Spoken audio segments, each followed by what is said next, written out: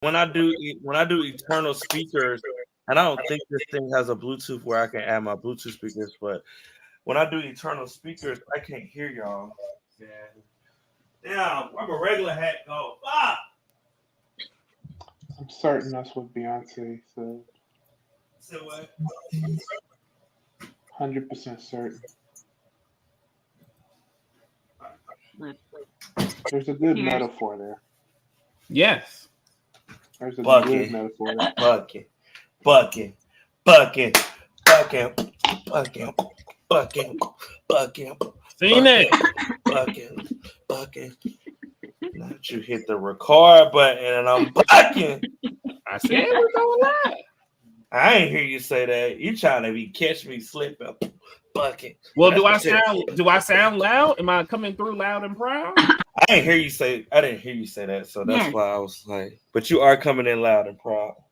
Woo! So go ahead and kick us off, some crazy style. You got that other thing ready for when I finish making the introduction? Me? Mm-hmm. What else was I supposed to have? I mean, that other stuff that you're supposed to have ready. Like, why would you not have that type of stuff ready? Oh, I got it ready. Yeah, okay.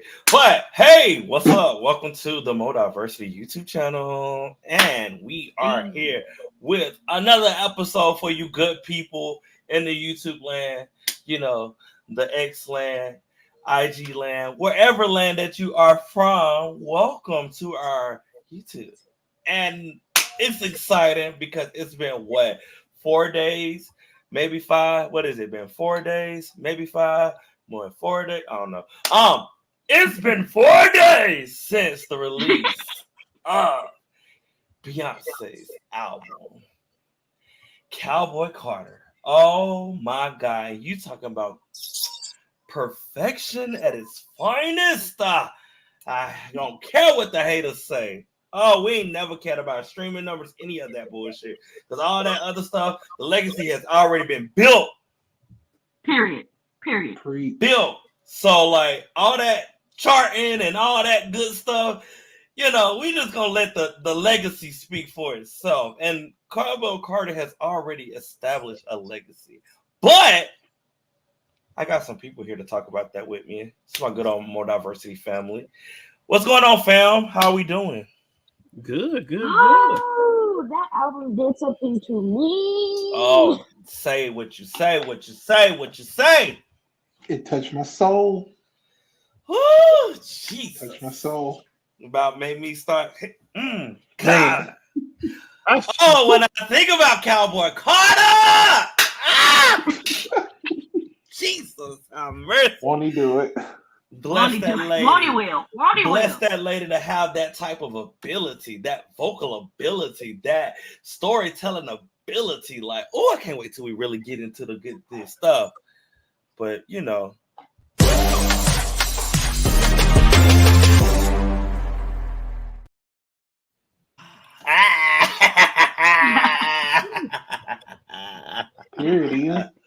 daddies.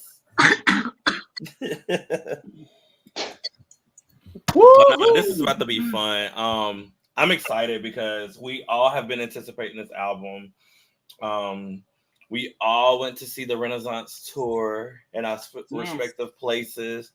We all got to experience Renaissance as a full embodiment, even though we don't have no visuals yet, which I think is fine because if the plan is what the plan is planning, I love it. I think we are all in a rude awakening from when we do receive the full film, the full visuals, expecting whatever.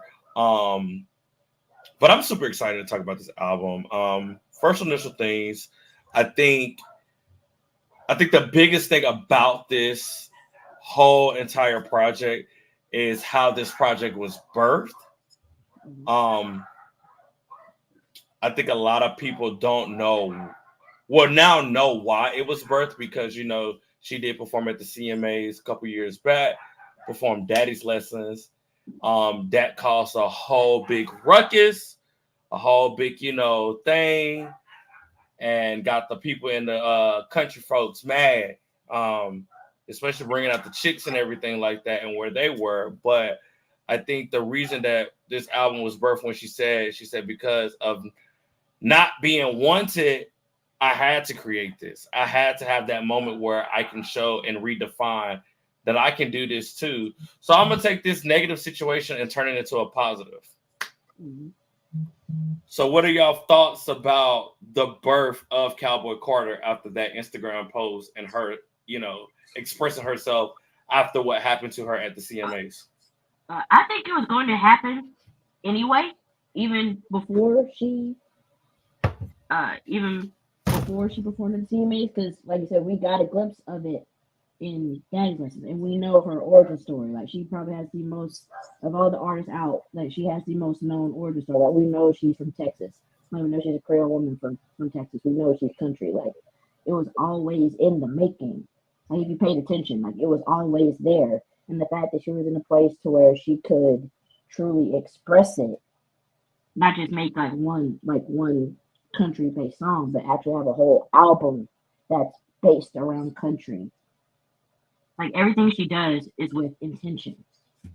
It's to either provide cultural context behind it or musical context, like some kind of context behind it to show that she's doing this art. She's making this art for a reason, and it fueled her fire even more. Like she probably had all these like we've known like this was like we know this was the first one she was going to do in this whole act 1, act 2, act 3 run. This was the first one that she was going to do. So she was able to kind of sit back and take her time with this one. Like she took her time with Renaissance for sure. Like you could tell, like the production on Renaissance, like she took her time with that. But you could tell she definitely took her time with this one. It's like, you know what? This is a saying everywhere, but definitely in the South, they have a saying, I can show you better than I can tell you. So she was like, I do belong here. You can't tell me that I'm not country because because when I first started, people told me I was too country. Now you tell me I'm not country enough? What? What? So that's when she took that fire. When she had that fire, she took it and she made beautiful art out of it. And she did it with intention in the best way that she knew how. And she created an instant masterpiece. Like like every single song from the first track all the way to track 27, she did it with intention. And tens across the board. Tens across the board. 10, 10, 10s. This across the board. This what I'm about to say ties directly into what the big homie Ian put down. How are these folks going to try to gatekeep a genre that they didn't even create? The Queen had to remind them. Yes, because the correlation between the modern country sound and black artists are a straight line. We'll dive more into that as we talk. I get it. For me, it was such this like conceptual when it was first. Oh, this is going to be a country album. When we first saw the realization after her Super Bowl commercial, which was going to go and decide to do for Act 2 or Act 1, wink, wink, nudge, nudge, wink. I remember vividly when I actually thought it was a little bit longer ago, but it's been 5 years since she did the CMA performance. That was like in 2019, correct? Yeah. Yeah. So I remember that whole scenario and how everybody was so up in arms that Beyonce was so like what she's not a country musician, she's a hip hop artist. Really, like I knew what the coded language was, and this black woman coming to the CMAs, and then collaborating with the chicks formerly known as the Dixie Trick Chicks, who, for just a history lesson, back in after the post 9/11 world, there was a lot of pro-American, anti-Muslim sentiment. The Dixie Chicks were the first musicians groups, period, to speak out about the treatments of our Muslim Americans and just the growing racism that was being created for the Muslim American community, and that was a very big no-no in the country music world because a lot of country music artists were basically profiting off of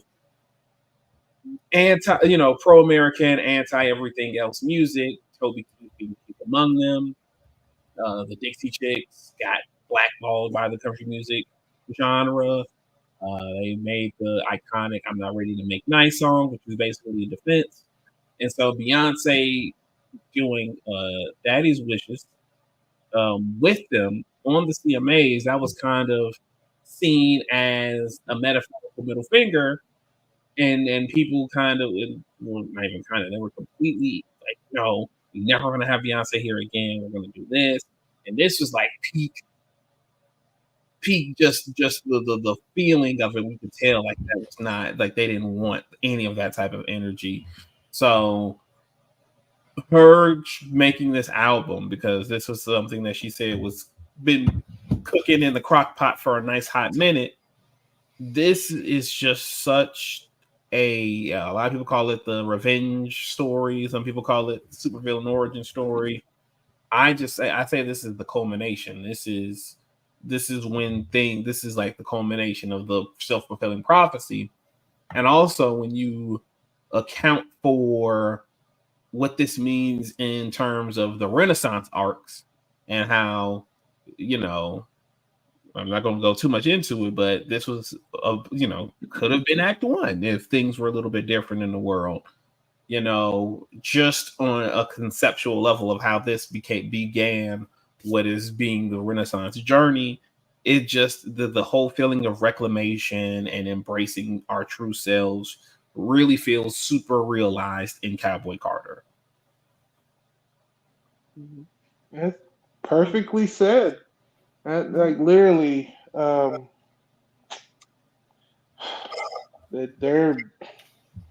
there's so much to be said, but yeah, you guys hit the nail on the head. I think for me, some people may disagree with me, but this is, in my opinion, this is clearly um, a companion piece to Lemonade because it just feels like this is the more spiritual side of her.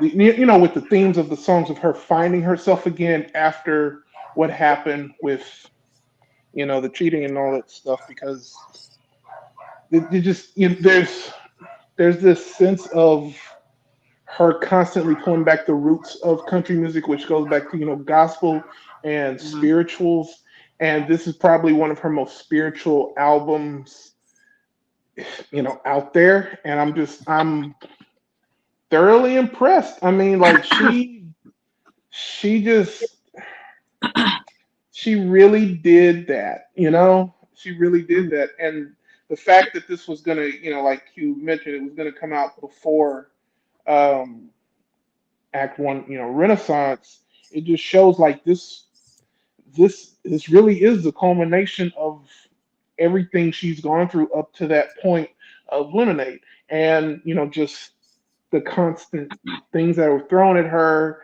the scandals, just this is her finding her roots again, and in turn finding herself and passing on this knowledge to her children. And just that beautiful message, Drought. Like it makes you tap your foot, but when you really listen to those lyrics and digest it, it just it hits you right in the soul. That's why I said it. This is the album version of Chicken Noodle Soup for the Soul, y'all. Like she put her foot in it, as they would say. You know, She did. She did. like the And woman, genius.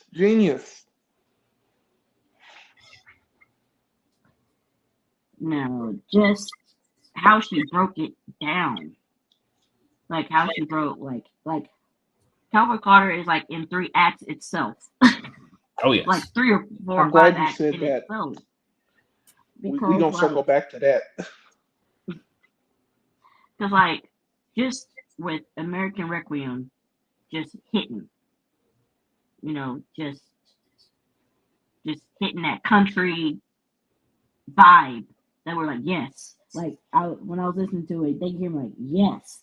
I was like, yes, this is what you do. Like, this is how you do it. Yes. And then the first few songs are personal. They're very personal.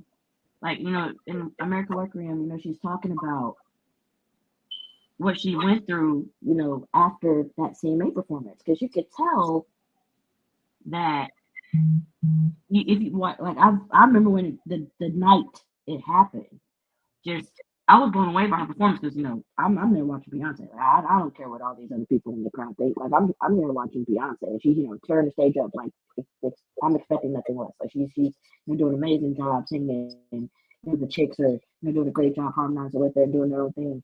And you look in the crowd when the camera cuts to the crowd, and you can see some people are just like mugging. Like you can feel the hate.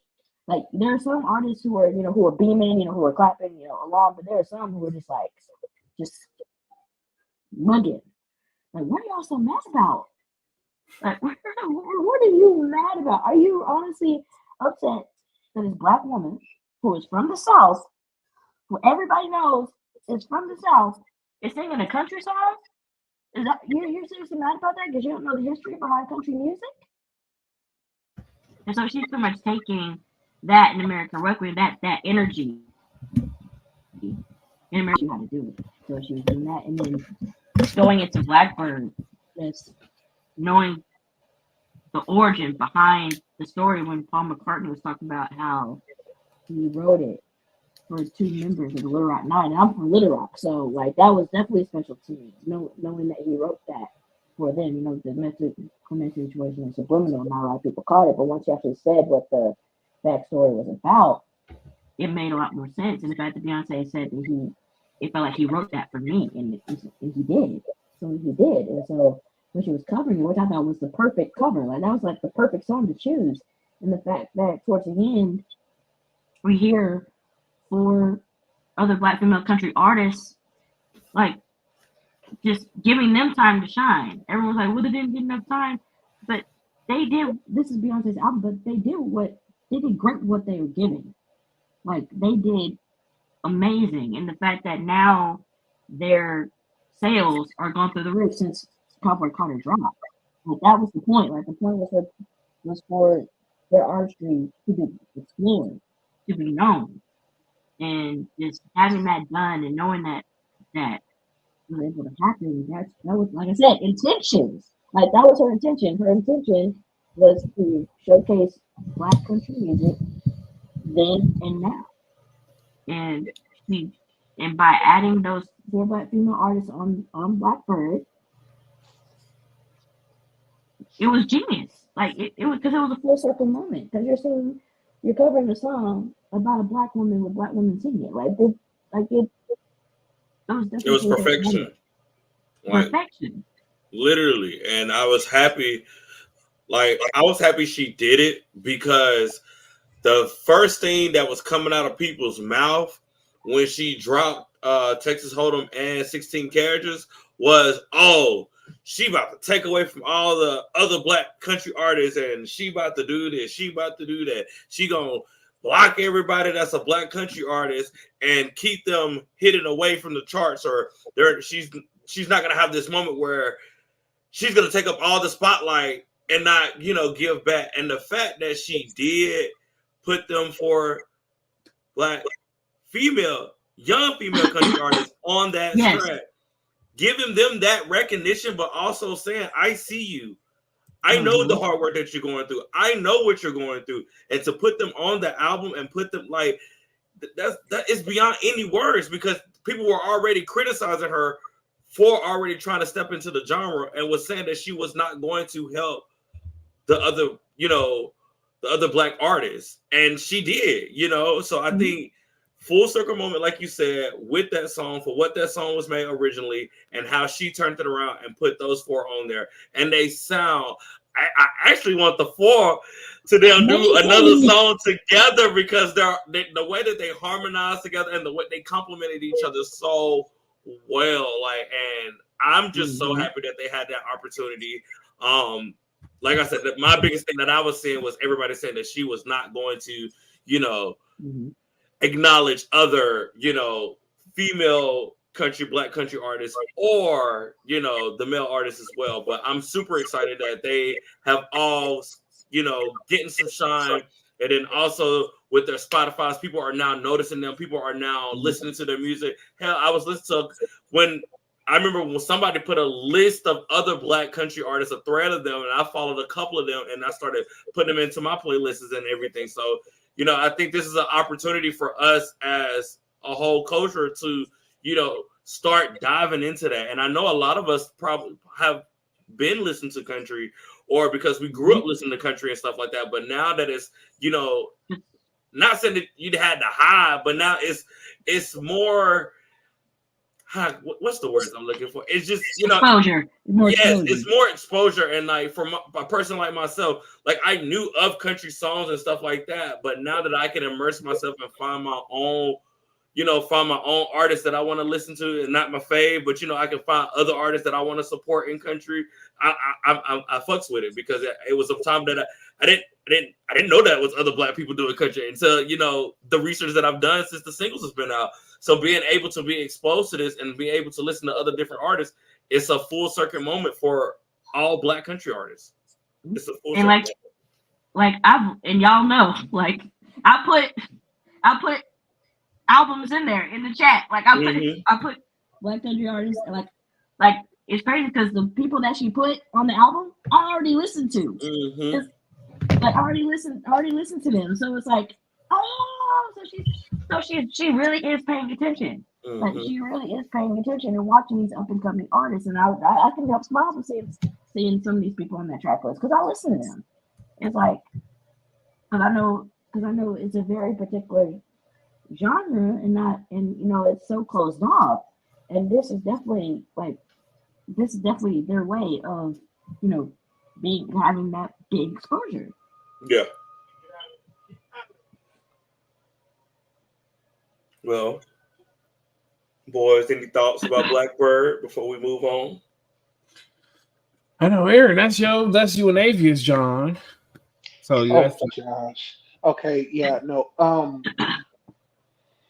I think American Requiem and Blackbird reaffirm that she is a student of music theory because this is it's obviously inspired by your country music, but also there's a lot of, especially with Blackbird cover, folk 60s folk music, and that's what both of those feel like. You've got like this Bob Dylan, Beatles, staple singers, even a little bit of Stevie Wonder style in there. And I mean, the fact that Avi and Mike were both talking about, these four on the cover of Blackbird and how we should hear more of them, and even with them together, is that not the spirit of the Beatles? Yeah. Like you hear four very talented people, hitting the song, and I think just her taking it, not necessarily taking it back because it was written by Paul McCartney, but taking that essence of the intent and just making it so personal. I mean, I honestly think every black person, specifically every black woman, can feel this song to their bones with them singing more so than the Beatles, and I think that was her intention. And once again, that's literal music theory, and it's brilliant. You feel me? Not the little one. She knew what she was doing. Not the little one. Big intention. It's not the big little one. That is the one of the night intention. Like everything she does for a reason, y'all. Like it's because that Mars is conjunct North Node. But yes. Period. And it's my favorite. I'm not even gonna lie to y'all. It's probably my favorite song, even though it's a cover. It's probably my favorite song on the album. I'm not even gonna lie to you. That's definitely my top 5. As someone, I've never been a Beatles guy. I've never been like, I've never been like, man, I got all these different Beatles songs that I love. However, after doing research on what Blackbird is about, or what Paul McCartney wrote, the reason he wrote the song, and just hearing it on the album, and also the fact that A lot of the background vocals are from up and coming Black women country artists. It's even though it's one of the shorter songs, because it's a cover, so you know it can't add an extra minute or two onto it. I still feel the energy that it's going for. I still feel just the like intention of it, the reason why it's on the album, and it's just such it grasps me. It's a very good like okay, this is the journey you finna go on. You either gonna stay on this horse or you're gonna get thrown off. And if you get thrown off, then you better get back on this horse because you're gonna be missing out.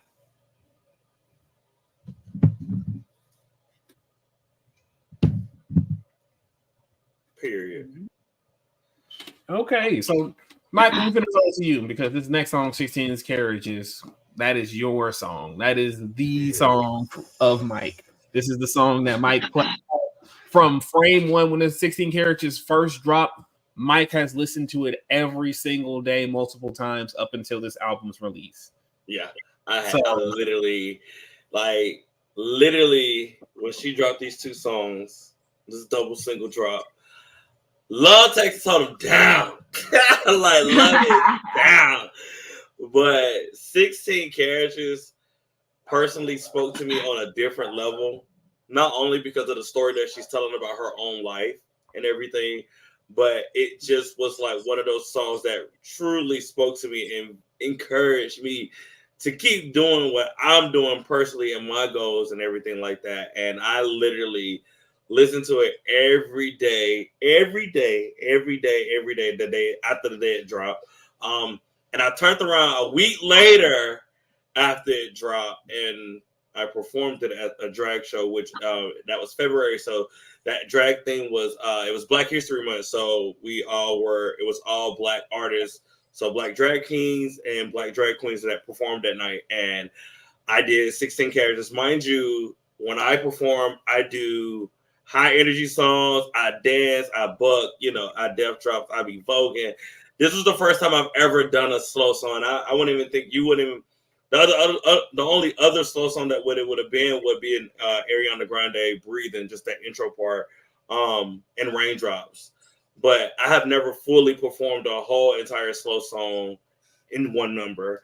But I just felt compelled to do it just because of how it blessed me, and I wanted other people to be blessed by it, and I wanted other people to be encouraged by it. I wanted other people to go listen to it. But yes, I literally knew the words and everything, ate down, have a little cowboy hat on, my blonde hair, have my chaps on, my gun, and like everything. But nah, 16 Carriages is like literally in my top three. Like literally in my top three. I love that song. I love the storytelling from it. I love how emotional and personal she got with us. Like I said, it just, from the first verse all the way to the end, it just does this full story, and it's very personal, very emotional. And I was just happy because I know a lot of people say, where is the ballads? We ain't getting no ballads on Renaissance. We ain't getting no ballads. Renaissance was house dance, get your ass up, let's twerk. We're not, but I was glad that we finally got a ballad, because I know a lot of us have been asking for it, and I think it was perfect, the whole entire, the music, everything, that person, like, oh my God, I love, like, 10 out of 10, can't do no wrong, 16 Carriages, like, love that song. I feel like that whole, like the first, I'm looking at the track list right now, like the first 5 songs. Oh, first, like how she structured the whole album. Like I was saying earlier, like it's like 5 acts or 3 to 5 acts within itself. Like the first 5 songs are very personal. Like going from 16 Carriages, she's pretty much saying like this happened, I had to grow up fast, in this career that I've chosen. But I'm still going. And Protector, she's talking about her children. Like, I'm here. Like, I'm going to protect you, and whatever happens, I got you. And Mara saying with my Rose, like each child has their own song dedicated to them. Because it's like on the CD. My Rose actually called Sir. Yes, it's I think it's My Sir. I think the actual original title is My Sir. but yeah, like they all are like personal stories to her family. Like, and I love when she gets deep like that because it also lets a lot of people say she never shares her personal life or anything. She puts it into music sometimes, and it just feels more welcoming because I know we all know she's a private lady, but the way that she can craft it into her stories and also show love for her family and her kids and everything, and also craft a beautiful song and also encourage us all at the same time, like.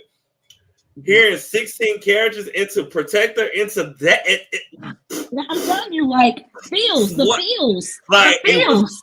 that first listen for me. Okay, the first 3 listens for me. Hearing 16 characters into Protector into that, I was like, girl, you got me in my feels, like because that first time you're listening to the whole album, that first like you're trying to pay attention to everything. But like I said, when I had tweeted, I was like, yo, I listened to that album till 4:00 in the morning. And when I say every listen, it was different because it's like I truly immersed myself in the album and felt everything that she was saying every time I would listen. Because like I said, those first 2 listens, you're trying to grasp everything. It's a new sound. Especially after listening to Renaissance for almost a year, you still have that in the back of the mind, but listen to something fresh and something new in a country genre like that folk music though. And then we ain't even got to the part where she used real instruments. Real instruments. She did not use, like, granted, yes, studio to tighten up, but not like the regular smegular stuff, like literally full instruments. And like, oh god, that first half. It is crazy because a lot of us thought it was gonna be like a part, and it kind of does still feel like a side A, side B type of feel. Because of the 2 singles, you had 16 characters that comes from that first half, and you have Texas Hold'em that comes from that second half. So it did kind of feel like we was gonna get like this double album experience. Where I do still feel like we did kind of get that, but those songs back to back had me in my feels. But they're good. Feel good songs about that's just personal stories that we can all relate to at the end of the day. Like, totally agree. Yeah, and even on the track list it says Beyonce Rumi Carter, so she's only had a handful of times where she's had her kids featured as a on the songs, and those are usually the personal ones that are like you said, like for like even with her shelter, like the life she protects and not share with the world, that's normally when she wants to put them on Front Street. And I feel like this is a quintessential song about a parent who loves their child and what they'll do for them. And I feel like country music lends itself to that the best because a lot of country music songs have that familial track to it, where they're singing about how much they love a spouse or a daughter or a son. So Beyonce putting her stamp on it was easiest grand slam home run, and Protector is a beautiful, beautiful song that illustrates that. Totally agree. And I'd go a step further and say, in a way, this is also Tina talking to Beyonce. Because to me the whole point of the song is the transition from daughter to mother, and it reminds me of another song from Beyonce, Bigger. Like it just just that transition of, like I said, mother to daughter, becoming older and wiser, and making sure you protect the very things that you created, because she even compares herself to an apricot tree. Like it just once again, the intent. I'm not going to talk too much about Protector because Mike knows exactly how I feel about this song. It's probably one of the most emotional songs he's ever made, and I'm just I'm telling you, that is truly masterful. Truly, truly masterful. Bless her. Bless her. Like seriously. And then it's like, yo, Like, if y'all thought that wasn't enough, like, this how the next one. Okay, the first act we call the feels. We call it the feels. Yes. That's the first one. Yes. This next act, I call it the dive bar. That's the next act, the dive bar. This is where we get into the songs that just make you get up and want to dance. Or Yes. A hootenanny. it's like Hoot nanny hullabaloo. Hooting and the tooting and the wooting and the cooting. and the Yeah. fact before she has like these ads, like these radio ads, like she really Man. got Okay. Got Willie Nelson on the track. Okay. Willie Nelson. Now the Willie Nelson on the track, introducing this next era, this next act, the dive bar act. And of course we got the first one, of course, Texas Hold'em. That's definitely get up, just do a two-step type of song, get up and dance to it. Because that was one, that was one of the first singles that she came out with on the album. So we all know the song pretty well. And now Bodyguard, it's one of those sneak up songs. Like, cause you listen to it first, cause you're like, okay, like you're not here. I can feel your body, baby. Okay, this is nice. And then when you hear it again, you're like, oh, at least I did this a little bit more. And then you're like, honey, I'll be your body. Oh, okay. It, like Aaron said, like musical theory, because if you listen to it, it sounds very Fleetwood Mac-ish. Like the instrumentation of it. Like that's what it sounds like to me. Like it sounded like Fleetwood Mac in its own unique way. And the fact that it goes back to Fleetwood Mac that, I don't know if someone else, produced it, but Bootylicious, they used Stevie Nicks, Age of 17 as a sample on Bootylicious. So she was already a fan of Stevie Nicks anyway. And so, so it sounds very like, I even put in the group like the instrumentation of it sounds very Fleetwood Mac. And I said it does. I said I thought about that the first time because it was just that bum bum bum that feel good. It just felt like that dun dun. You know what else this song kind of runs like? I feel the same. Get the like the similar vibe from. Goddamn Flowers, Miley Cyrus's Flowers. Like that, they both got the same type of feel to it, and that's like, then it makes sense. Like that type of the cohesion as it gets further down the algorithm. But yeah, Bodyguard is definitely Bodyguard that girl. Like Bodyguard that girl. It's a sneak hit, and it'll hit you hard. And after if you keep listening, like repeat like I was, like the whole album, and you keep getting back to Bodyguard, you're like, okay, girl, I see what you did. You eased us right on in into this feel good moment.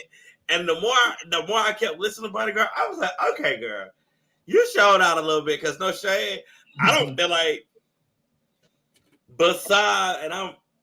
besides working out below, I don't think she's like had that type of feel to jump back into. And I think Bodyguard really just embodies all that she's been building up to. And I feel like, oh yeah, Bodyguard is that girl. Like, can't be touched. It's not the diamonds. It's not the pearls. That's the pearls. Mm-hmm. She's that girl. Like, she has done it again. And again, now we got again. Now the next one we got the infamous Dolly Parton. And this was the one that everybody was like, okay, is she gonna cover Jolene? Is she gonna cover Jolene? Is she gonna like the whole time people were speculating about this album? Free Country, like Jolene. She has to do it. So the fact that she did it, now Julia's got it on repeat.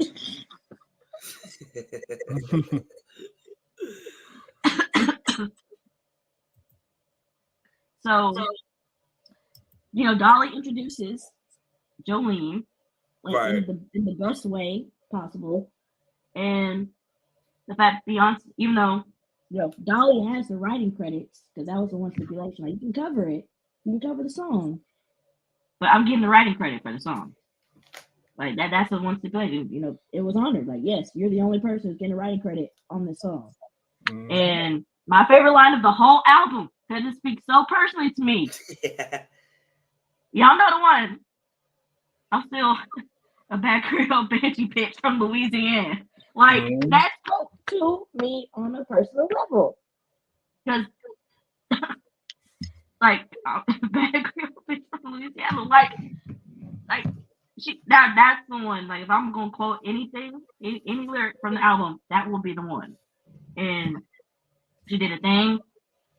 You know, Jolene is at war with 3 women, so girl, you need to watch out. If you're doing too much, Jolene, you're doing way too much. But she did an incredible job covering this song. Oh yeah.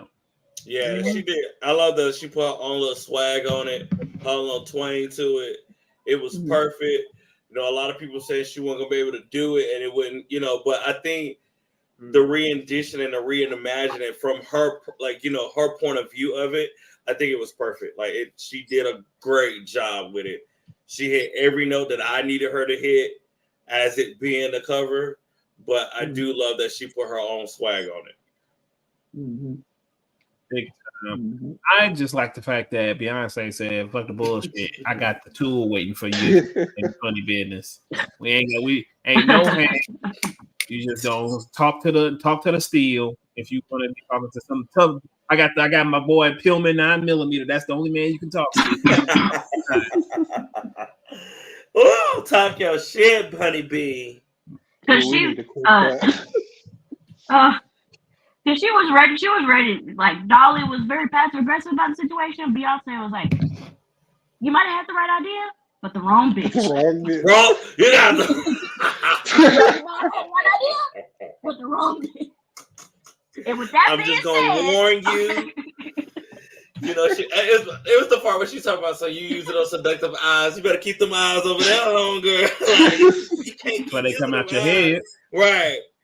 Oh, she did it. She did what she needed to do on Jolene, I think. And then, you know, with Dolly P introducing it, and, like, you know, they having this, like, she's having this conversation saying, you know, and I just think she did really well with the introduction into it. And it was like, once again, perfection. Like, literally, like, can't go no wrong with it. When you got Dolly, when you have Dolly actually introducing you and having a conversation about her own experience and talking about your experience, and then introducing you to sing the song, it's just perfect. Iconic. At its finest. There it is. The intention. I'm telling you. Now, Jolene is the alien superstar. Right. No, because it ends with, "If that's your man, then why he over here?" Talk to him. There you go. Oh, interesting. Now that. Interesting. Ooh. Yeah, I can see that. I think that's but we all saw the tweet or the thing saying that each song is supposed to be was inspired from a different Western movie. I even said it. This listening to this album and listening to each track, it feels like a cinematic experience. You're getting a different story every time you listen to it, you know. So I think it just goes hand in hand with all that. Now, on to this next one, Daughters. This is the sequel to Daddy Lessons. This is the sequel. This is the sequel. I'm telling nobody this. This is the sequel. You cannot tell me. Listen to the song. Like, all the things she was saying in Daddy Lessons were not just mature versions in Daughters. You cannot tell me. You cannot tell me. And the fact that she sang opera at the end. Yes. Oh, that's like that's my favorite part. Like, I blew me away the first time I heard it. Like, I was like, oh, not you singing opera. Not you trying to remind the you had to remind us real quick. Okay. Yeah, right. Like you said, like in Renaissance, she said, "This is a reminder." Like she she has a voice. Like I fell out I felt I literally when I was listening to that first time, I was like, not you singing opera again. Like, girl, you ain't did this since Ave Maria. Besides the little portion that's in Flawless. Oh yeah. But you know, actually singing an actual like the like that's why I hated that. I said I need a whole opera album because I need to hear you sing it in that language. Like I loved it. Like you talk about Je ne sais quoi, the queen of Je ne sais quoi. Okay, like oh, like yeah, that's right. Cornmeal bean. Yeah, that's what. Yes, like I I love that. That's like my favorite part of Daughter. I also like Daughter because it's also a deeper version of those stories that she tell. You remember 6 Inch and Haunted. I think she's just following in that footsteps of that, darkness and storytelling when it comes to that. And I think Daughter is my shit. Like because of the story and because of the hauntedness in it and because of the opera, she did a big one. Well, not because I can't wait to get to my other favorite stuff. Like, oh god, it's so many things that I love about this album. Like, big fact. What's next? It's spaghetti, right? Spaghetti, bro. Like this. Look, I would just walk away because let's talk about it. Y'all forgot. I got bars. She's like, y'all forgot. Like, the lady was. First of all, there's a funny thing about genres. Right? Like, come on, man. Like, the best way to start it on off, and then just go dropping the bars. Oh god. But what fucked me up with Spaghetti was when they hit that and I was like, oh, that's just the whole beat. I said, wait. I said, hold on. I was like, hold on. Let me get my wig out. Hold on. I'm already bald headed. Like, wait. But nah, she did her thing with Spaghetti. Like, drop bars. Like, no sauce. You have no sauce. Like, what? Like, come on. Like, Spaghetti, no sauce. No sauce. It's like, like I'm at the point now where it's like, you're listening to a generational Beyonce album if she's rapping on it. Like, man. I said, not the rap queen bad. Right. Like,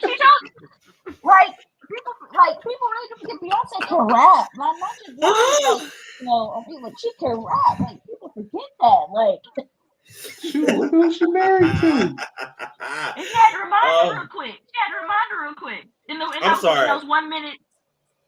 Oh, go ahead. In the 1 minute 30 seconds that she had. In the 1 minute 30 seconds you had. I said, who been watching? I said, who told her to watch Thanos? Oh, Brazil. Hey, Brazil. Period. Like, who told her about Thanos? So you done set up here and watch all the Avengers movies. Oh, okay. Okay, ma'am. Okay. So you literally got the Infinity Gauntlet in the studio. Okay, bad. Like, literally. Oh. It would have been funny if she said collecting these genres. She has Daenerys Targaryen there as a recording studio too. Like, she's on a whole nother level. Like, excelente. She did what she needed to do. And Shabuzi, I hope I said his name right. I like his vibes on the album. Oh yeah. That's that Virgo. I know you like this one. I know this is one of your favorites. And I appreciate her introducing a black, male country artist because, putting him on and everything like that. So multiple tracks at that. Two tracks, but yeah, they meshed very well with that. I think he might know. Is he the most featured artist on the album? Yeah, I think so. Yeah, he is. I think. Yeah, because he has two. Yeah, he's in Sweet. Well, Dolly. Well, and Linda Martell. Yeah, and shout Linda out Linda Martell as well. I mean, like excluding the legends, but with the exception of the Yeah, legends. yeah. I probably should have But no, prefaced I it. think one of the black female country artists is on there too. I think because I think Two I of looked at her Instagram them. because she was on. They She was did on some another Right. one. background. Yeah, they did. Yeah. But yeah. Now I want to talk about one of my top Yeah. three Yep. of the album, Alligator Tears. So I remember the first listen. This was the first song that like in the deep parts of my soul, because it got this Pearl Jam, Foo Fighters grunge edge to it that I was not expecting Beyonce to pull out her bag, which is shame on me for not expecting Beyonce to pull greatness. Like, I'm like, okay, this is country, and she's been killing it so far. But when I heard that grunge guitar, and then like her vocal tones was something I would hear from a Pearl Jam, hear from a Foo Fighters, hear from Nirvana, the 90s, like just that chorus. You say like just that energy. Like I put in our group chat just jokingly, like, this has some very great grunge elements when you can kind of do the BoJack Horseman's 90s grunge song to like, and it matches, like the cadence matches up. And it's also like, to me, the biggest hint so far that Act 3 is going to be the rock album. And I can listen, like I've listened to Alligator Tears probably tied for the most of like the individual tracks from Cowboy Carter, because it like, even though like the contents of the song is basically talking about your significant other who is constantly like, man, I need your attention, I'm gonna cry the alligator tears, because those are the fake tears, basically to get you to do, just basically to make sure you're spending time with me the most. I'm gonna cry, and then you're there, and then I'm happy again. And then, because like at the end of the chorus, she says, "How does it feel to be adored?" And that's just something I can see her bringing a Dave Grohl on board, or any grunge legend to help her perform it, and it just be the best fucking thing imaginable. And yeah, like, listen to Alligator Tears if you haven't done so already today. Just do it. Just absorb it. Just let it take you to Seattle. Let it take you to the rain. Let it take you to just flannel. Let it take you to all the places you need to go. And I'm gonna toss it to y'all. So we got V Willie Nelson coming back. Oh, my bad. Go ahead. No, I'm just gonna add on to what Q's saying. So I'm gonna stand by this forever. The grunge scene, 100%, like he hit the nail on the head. And then the fact that, if we gonna go there, once again, Living Color, Cult of Personality, Yes. that you can tell that was a piece of the inspiration, and it absolutely will go into Act 3. That's all I want to add. Go ahead, Avery. And also, she I'll mentioned talk Mosh about Pit. Exactly. She mentioned the Mosh Pit and Like Bodyguard. we get that 90s rock. Like, rock is definitely the next, I'm sorry, like, because I do feel rock elements throughout this whole entire album, and I think it's just preparing us for what is to come. And I think that's the beauty of, her saying that this was supposed to come first, but the fact that she could release this second and be able to, put more into it and expand it more. I do feel like this second half of the album has more of that rock elements to it. I do feel like that.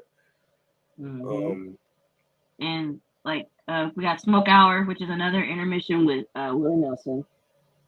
And we have Just for Fun with Willie Jones. It's not necessarily a ballad per se, but it's one of those it's a slow, nice country song that just, it relaxes you when you hear it. And the fact that she got my guy Willie Jones, a Shreveport native, to be on it, and that just made me happy, just seeing his name on the track list. Like, I love this song. Like, it's a great song.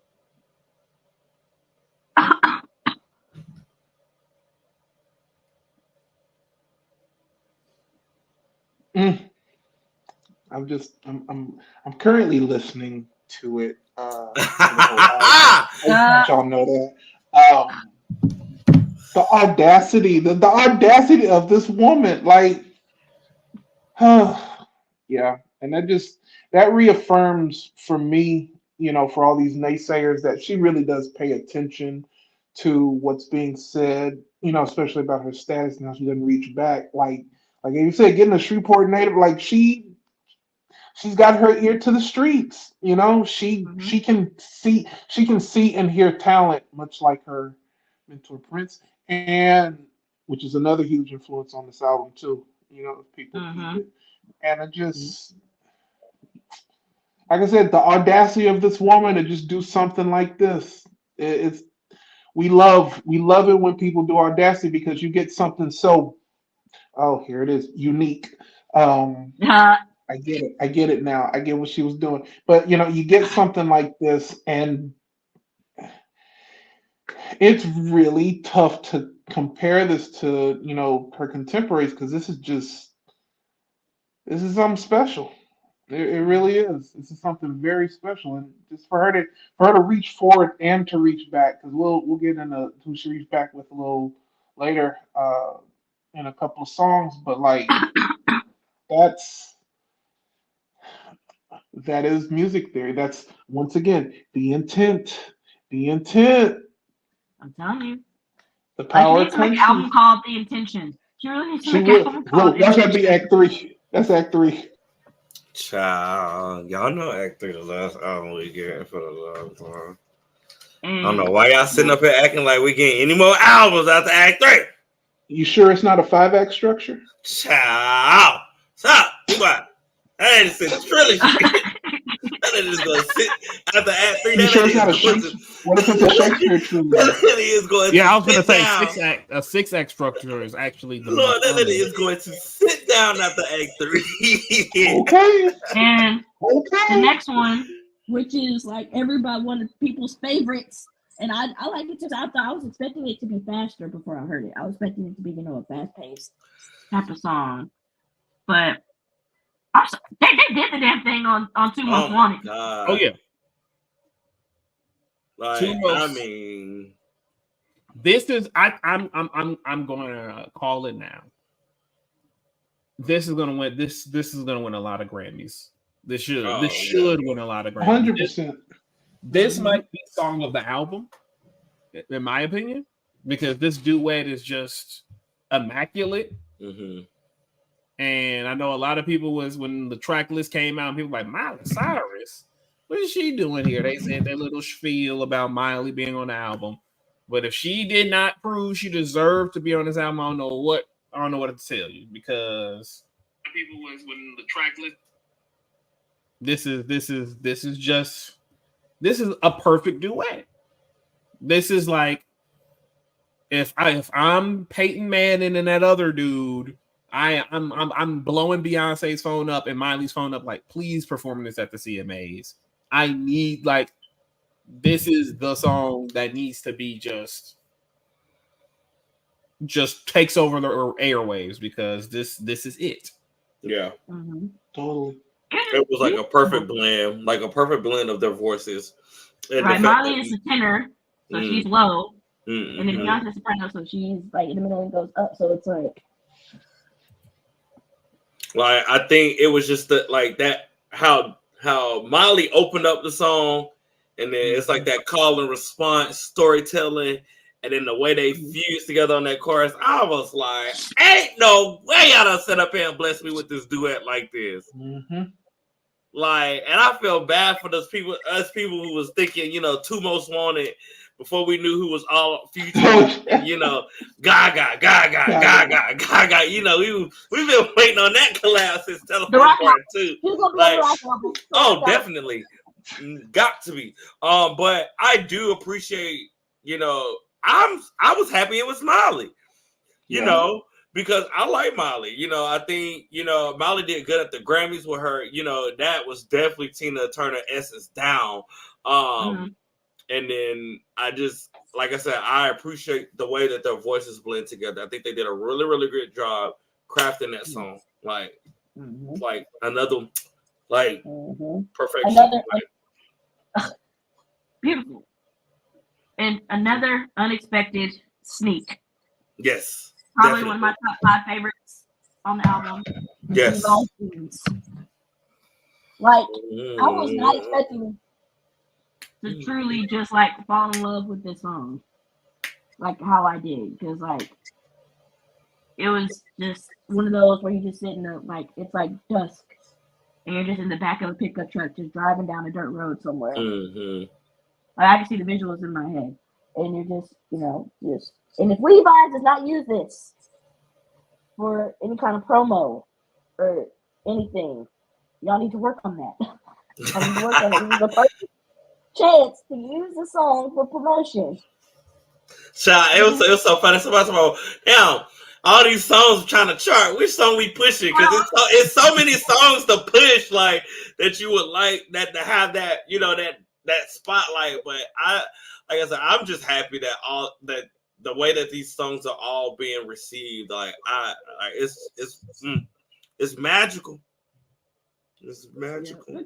Yeah, going back to Timo's one, and this is true, because they were all the photos on Grammy night. They were not talking to each other at all, and nobody suspected a thing. I guess you could say it was intentional. The intention. Oh my God! Like, because it would have been funny. They took a picture together and like they knew the whole time they was about to shake the world up. Oh man. But I think that's just the beauty of not knowing and then knowing and finally listening to it. I think that's just the blessing of two most wonders. There's these two unique voices coming together to make something beautiful like that. Mm-hmm. Now Flamenco.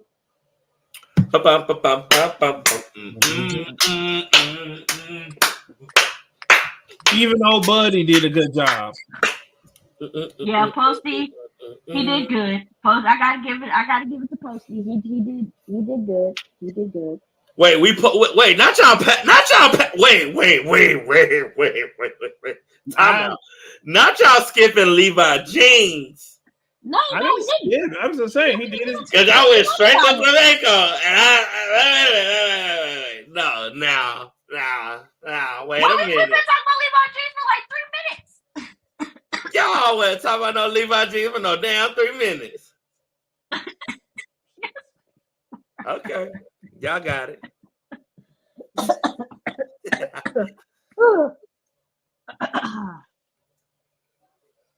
But yeah, Flamenco is one of those. Just another one of those songs that just beautifully orchestrated. I can't, like, I got something stuck in my throat. It's not funny. I just love how it comes through and it just gives this like little nice makes me want to jump up and dance. But I like it. I do wish it was a little bit longer, but I see. Oh God, we gonna keep saying this word. I see the intentions behind the time length. Like I see why it needed that moment because it's just like that. It's just a nice little feel good. Give you a couple harmonies and go on to the next one. Mm-hmm. And Linda Martell interlude, and she was giving Linda Martell her flowers, and I love that. Like she is a teacher and a student at the same time. She could tell the research, like everything that she did. She was researching and learning, so we can research and learn. So she was a student and a teacher at the same time. And giving all the people who came before her flowers, giving all the younger people coming under her their flowers, and it's just something beautiful to see. And the next one, my song. That is literally speak on it.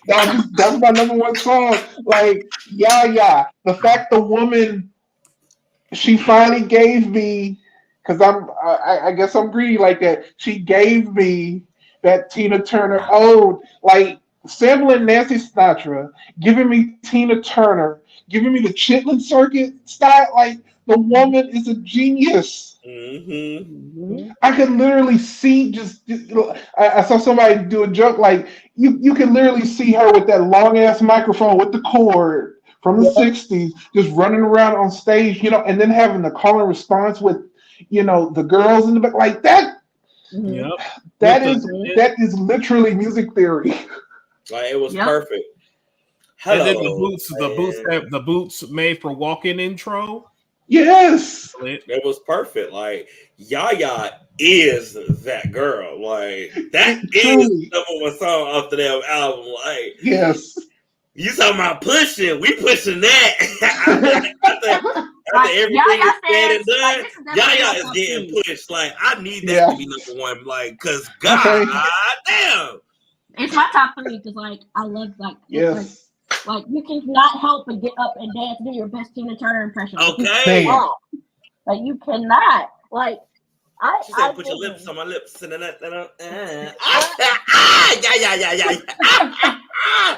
Okay. It's like just I can see the visuals. Like I can Yeah. see what the visuals of this song would look like, Yeah. and it would definitely be an ode to Tina, like for sure. Like Beyonce have a Right. long wig with the short red dress, just going at it. Just Somebody said they wanted her to rewear the. I'm probably gonna say the designer. I think it's gonna be, but that fire dress that she wore that one time for that Tina performance. Yeah. With the big hair and the mic and everything. Like when I first heard it, I was like, "Oh, you showing out? Okay, I see what you're doing." Now that live on stage at the tour. Oh my God! Yes. Look, when she does it live, we're gonna be fighting on our lives for this tour, y'all. Just saying. that's it. Like that's it. When she does it live, she better open it up with "We do things nice and rough." I promise you, that's it for me. That's it for me. Like it's going to eat. Like that is going to eat. The pose, like she did when she did the tribute, with her in the band, like 2008. And like we like to do it nice and right. I need it. I need it. Now, Beyonce, please watch this and steal that idea, please. please. Parkwood, please. Give us permission to play the album on Twitch and have a listening party. That's all I need. Like Beyonce, these three people have been dying to do it. I just want to listen to the album on the live. That's it. I don't want to get in trouble for it. If you just please bless us with that, so they can stop being like, we need to do the list. They be grabbing me by my collar and like, we need to do the listening party on Twitch, but Beyonce might snipe our channel. We need permission. It's Beyonce, babes. I think y'all gonna be the next song I perform off this album, though. Oh, please. Yes. Yeah, I have I have an idea in my head that I want to do, but I think it's gonna be that one. Yep. Now, this next one, being a Louisianan. Yes. Love it. It's a great because Yaya put you up here, and it's a great way to keep flowing because it's like a cool down, but it has a nice flow to it. You can hear it. You can hear the Zydeco influence in the back. Mm-hmm. Right. You hear that. And, I come from a Creole background as well. So hearing the Zydeco in the back, it's like, yes. Like, she's getting back to her Creole roots and just knowing. I would love for her to make a Zydeco song. Yeah. Everyone was hoping for it. Everyone was hoping for it on and then we didn't get it per se, but hopefully to be the remix. She'll make one. Yeah. And then it was an ode. It was an ode to her roots. That's pretty much what it was. It was an ode to her mother's roots. Tina is from has Louisiana roots. So just I was just happy to hear it. Oh yeah. And then we go into Desert Eagle, which is like a nice funk. Hang on. Before we get into this next phase. All right, so we got the feels. We got the dive bomb. And this last part of the album I call Country to country. That's the next one. That is the next phase. Because you can tell, since this was the first album that was going to be released, you can tell there was a transition going from her country influence to her house influence. Like towards the end of the album, you can tell. So this phase is called country to country. That's the oh my god, it just like Desert Eagle is that perfect bridge into that, because then we get into my favorite song of the album. This is my number one. Yes. This got that coffee. It's like a burst of coffee, and it gives me some energy. It's just like that you get some coffee in your system, and you just ready to just take and beat down the day. This is like she literally made a country house song. Like do y'all know like how incredible that shit is? Like literally a house infused country song. Like I remember the first time I'm low key listening to it right now. I'm hiking low key listening to it right now in my ear. Mike, go ahead, because this is. Well, you want me to go ahead and go back to Desert Eagle because it was giving me my funky vibes that I needed. Give me my things that I needed from that, because Desert Eagle is that girl too. Might be my number 2 favorite, and I was a little hot with her for keeping it short. So I expect a remix on the deluxe or the whole full soundtrack. We better get it. Cause God, oh, that's my favorite part. Oh, but yeah, Riverdance is that girl as well. Like you said, you're blending country music with house, and it does feel like if this was first, it does feel like we're stepping into the prequel of Renaissance. Like this is lit. Like these last couple of songs,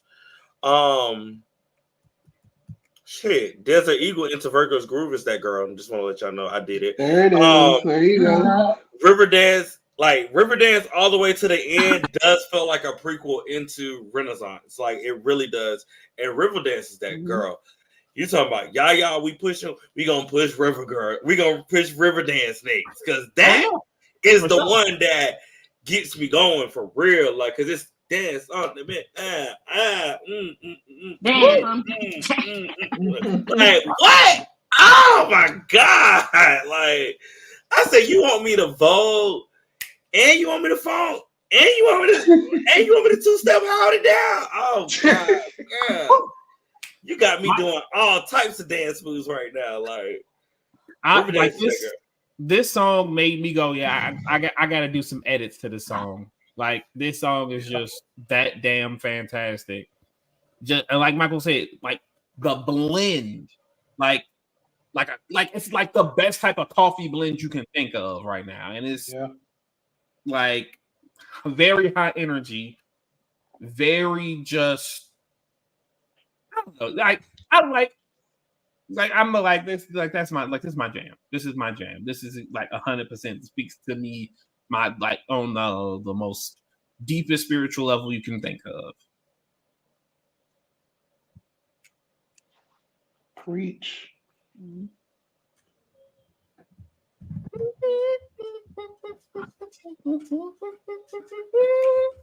Like she did. All right, next we have Two Hands to Heaven, which is a beautiful song. Every time she give me a long song, it does what it needs to do. That is the longest song. Right in the heart. It might be the longest song on this album, but that God. Yeah.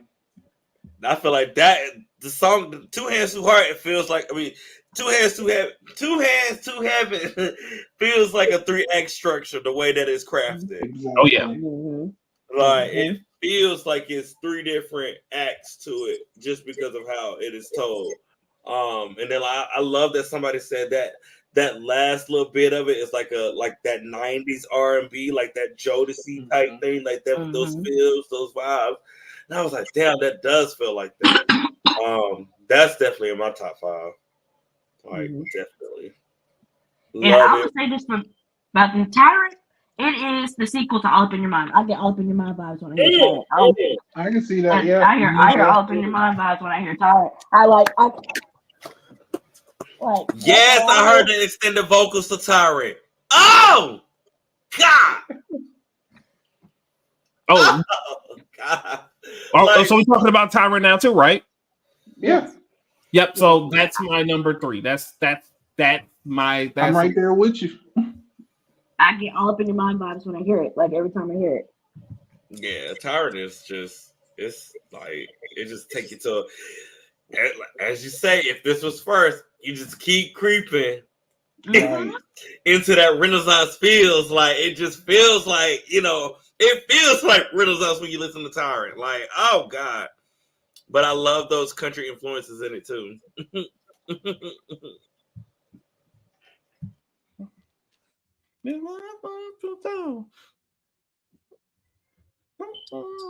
Sweet honey fucking.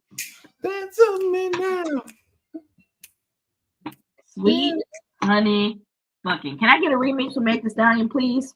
I want to remix this with Meg Thee Stallion. I need it now. I need it. I need it. I need it now. I need that now.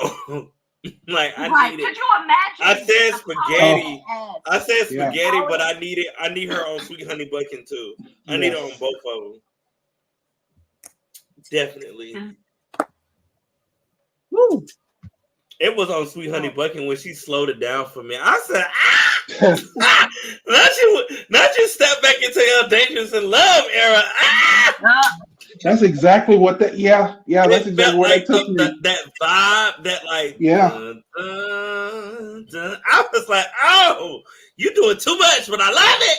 Like, God, you was pulling. She was pulling me in too many different directions with that song. Like, I was like, oh, you want me to catwalk for a bit?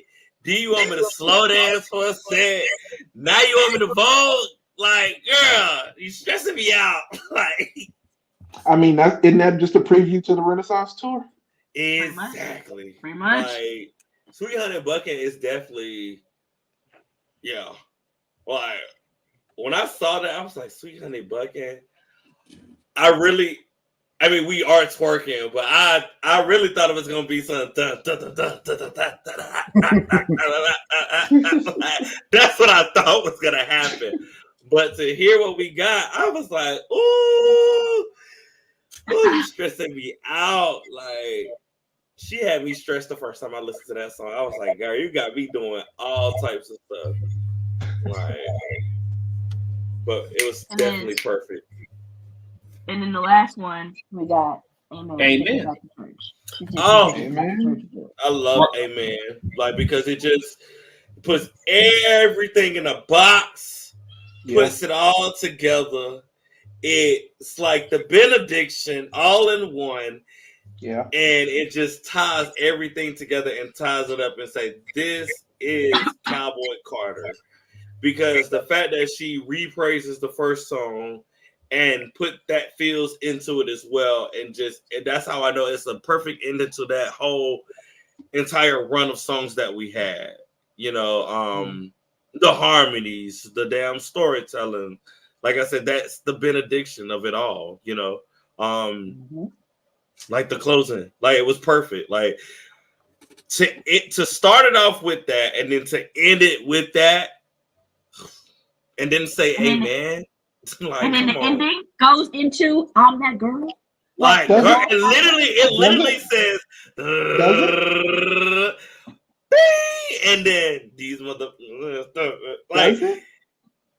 It does. Like, sure? Yes, I'm sure. Okay. I know what you said.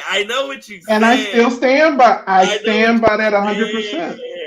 But if this was supposed to be the first of the trilogy, if there was no pandemic, if there was no COVID, because as we said at the beginning of this episode, Renaissance came because she felt like in her post on her Instagram when she announced this, we were at a time where the whole world was depressed. We were all going through it. We were all, everything was just wrong because of COVID and everything like that.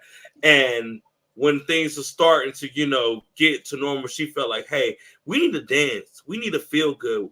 I'm going to, like she says, I wanted Renaissance, the concert world tour, to be a sanctuary when you came in a safe space. So, Renaissance was there to have us for not necessarily forget, but to know that what we went through, we have this to dance and feel good and everything like that. But now having this and listening to it and knowing that if this would have came first and we would have got Renaissance last Friday, child, oh, that would have been crazy. But I think that's the beauty of artistry. I think that's the beauty of how these artists craft their, let me not say artists, but the beauty of how Beyonce crafts her music and how the legacy will always be the standard. No shade. Like, I'm sorry, Mike. no, you good. You can go ahead. Like, literally, the standard. Because she put, you can tell through Renaissance, like pretty much any album that she's done, not even just Renaissance and Cowboy Carter, but she put so much detail. Like going back to the Renaissance film when she was looking at the fingers, the was like, Mom, you need to rest. You need to rest. You're doing too much. You need to rest. They're just fingers.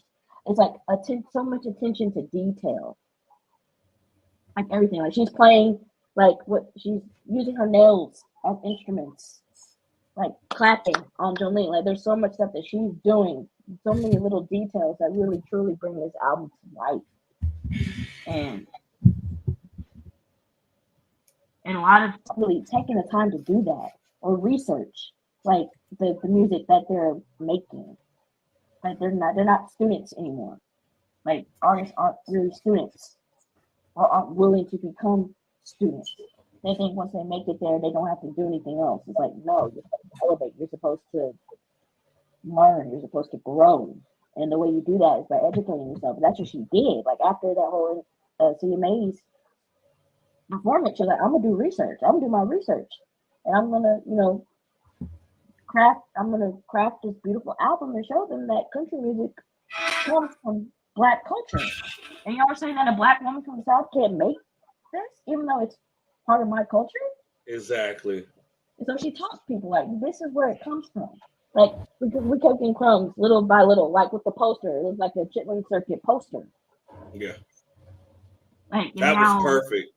That poster with the checklist, that was perfect promotion. Like, and just everything.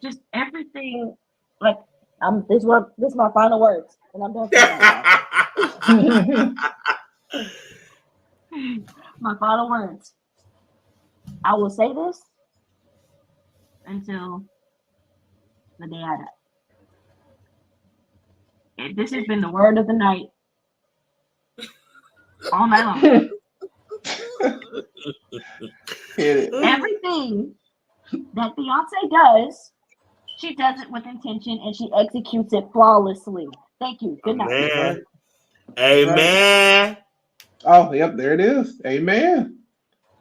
I still stand by. I was about to say, please say this out. I do, because I appreciate what you said, because that's literally how I've been listening to it since it dropped. I stand by this. I haven't skipped anything. I start from the beginning and I go through the end. Even if I stop, like if I'm doing something and I stop, I pick back where I left off just because of what now say what you're gonna say. I feel like that's what you're supposed to do, because I think, well, in my opinion, you're supposed to listen to this album in two ways, right? So the first way is the way we always, we're all talking about is Amen goes straight into, I'm that girl, right? Like that's obvious.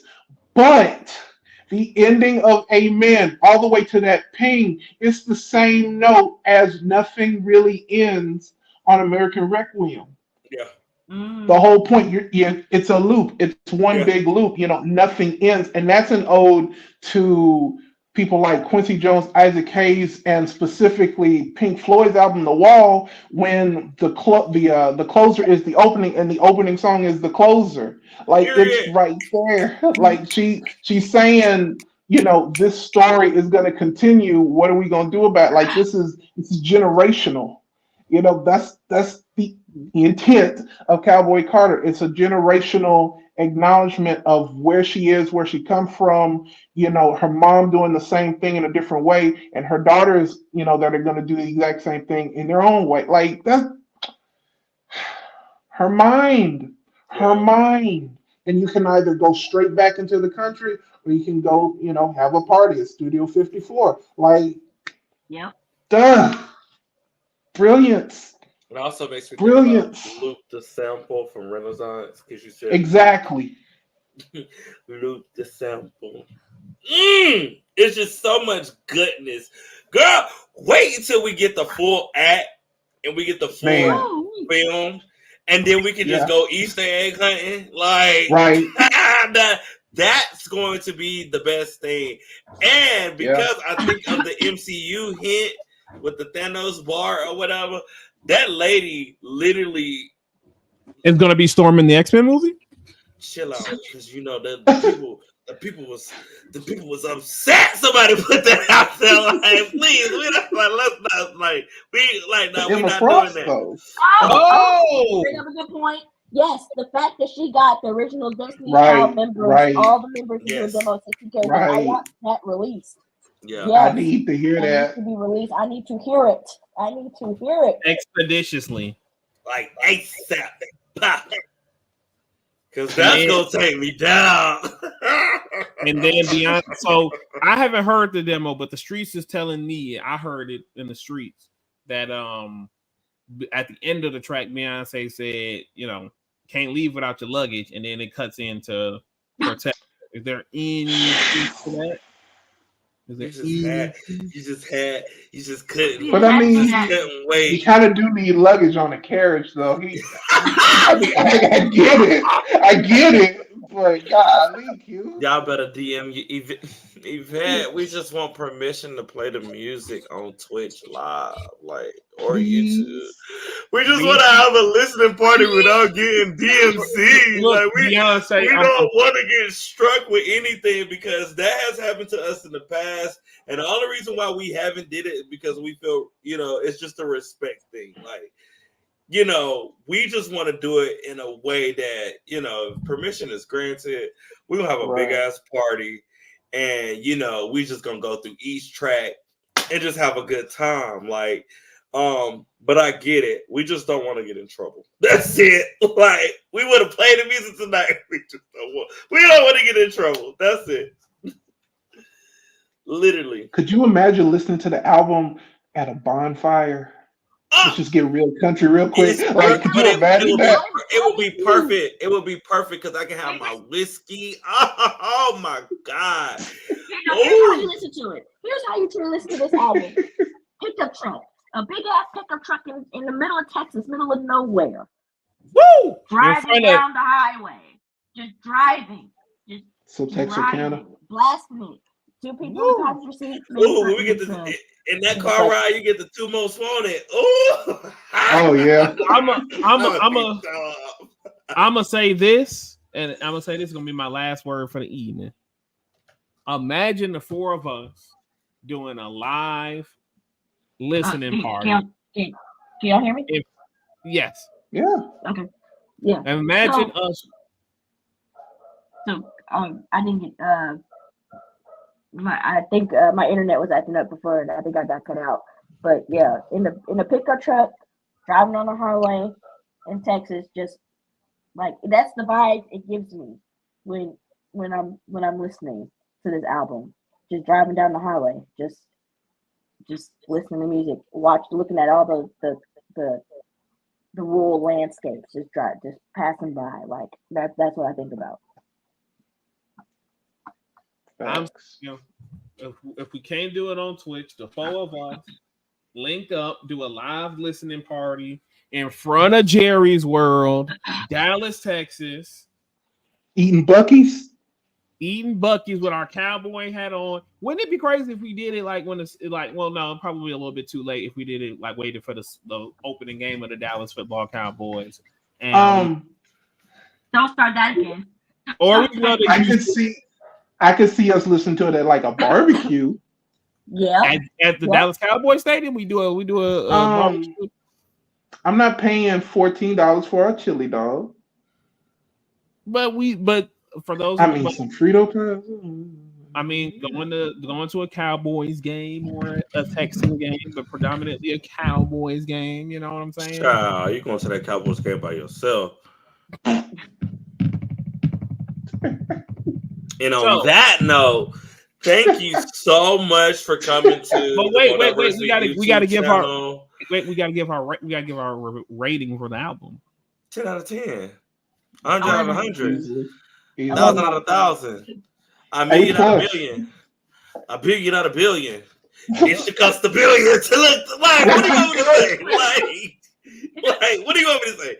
Cowboy Carter. This album. Cowboy Carter, hands down, is a it's like so good. It's an instant classic. Like it's literally an instant classic just because of the hard work, the dedication, the damn origin story of it. You hoes gonna go back and listen to Daddy's Lesson and be like, damn it, you know. But it's too late because she's established herself in this genre with Cowboy Carter. Like, you can't even take it away from him. Can't. I give if I was to give the highest praise to Cowboy Carter, I would say it is a bona fide Dallas playmaker because it made the play necessary to make it an instant classic. Like, straight up. And I'll leave you with these words. If it does not win album of the year, if she submits it to the Academy, and if it does not get album of the year, there is no justice in the world. I'm sorry. Like, you can't tell me that this album isn't the best album that's going to come out this year. Like, I'm sorry. Nothing really is going to top this because not enough care. Like, not enough care on the other part. No, let me not say that.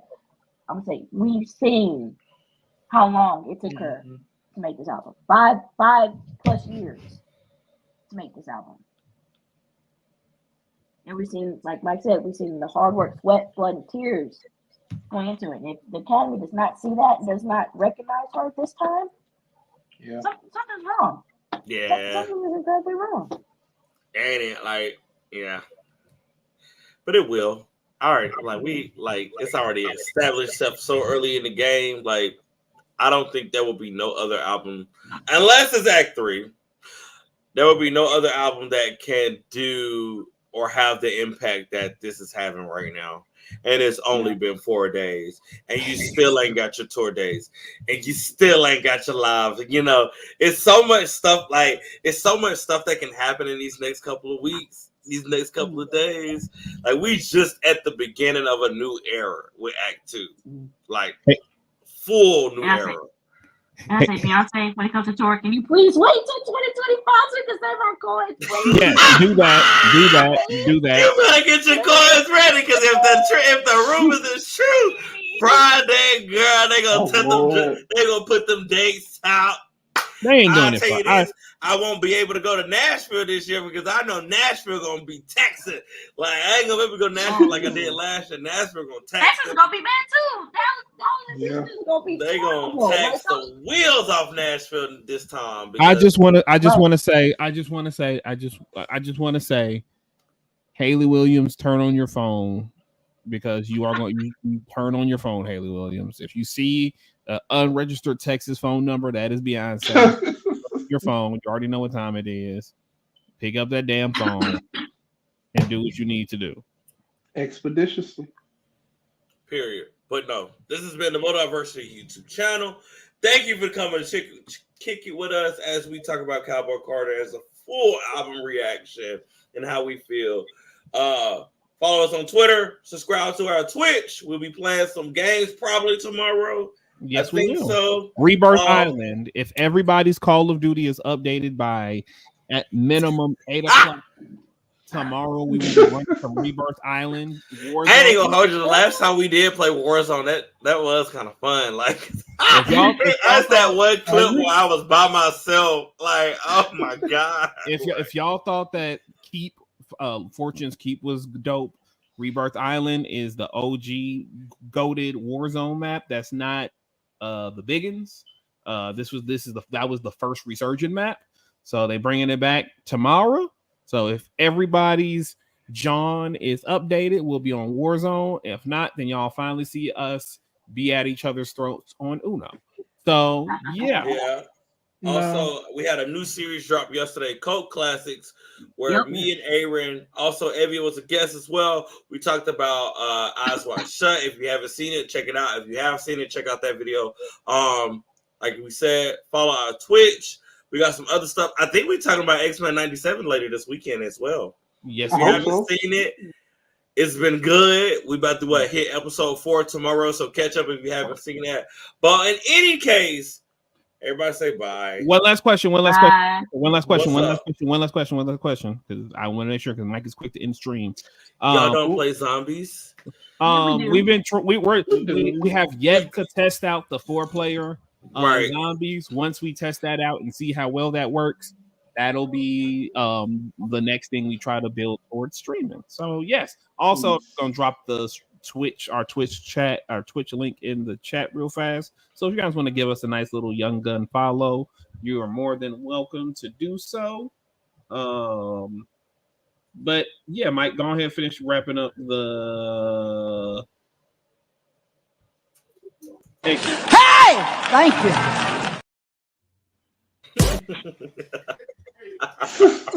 Woo! Subscribe to. Oh wait, before Mike ends it, make sure to like, comment, and subscribe too on the live stream after we're done. Wait, and, I gotta play it again. Yeah.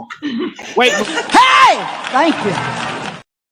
wait, Mike, don't end the stream. Make sure to like, comment, and subscribe for the people watching on Twitter. Hey, thank you. I'm doing promo, Mike. Like, trying to take this serious. Twitter, no diversity. Follow us there. I refuse to call it the first. Hey, thank you. Follow Y'all us. We're very serious people. We talk about serious things. Please follow us. Thank you. Hey, thank you. 81 viewers in total between Twitter and YouTube. Thank you guys. We're actually here to do what we do best.